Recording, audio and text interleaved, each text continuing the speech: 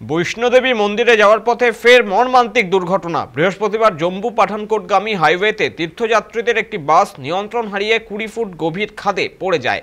উত্তরপ্রদেশের কাটরা থেকে বৈষ্ণবদেবী মন্দিরে যাওয়ার পথেই ঘটে দুর্ঘটনায় মৃত্যু হয়েছে ইকবাল সিং আমরোহা নামে এক যাত্রীর।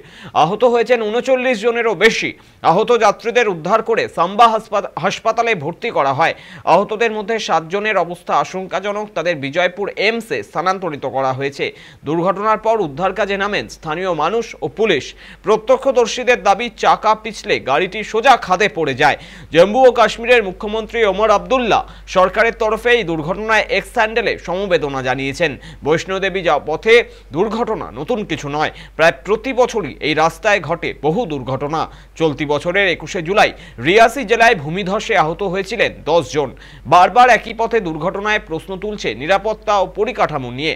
তীর্থযাত্রীদের যাত্রা নিরাপদ করতে সরকার কি পদক্ষেপ নেবে, নজর এখন সেই দিকেই।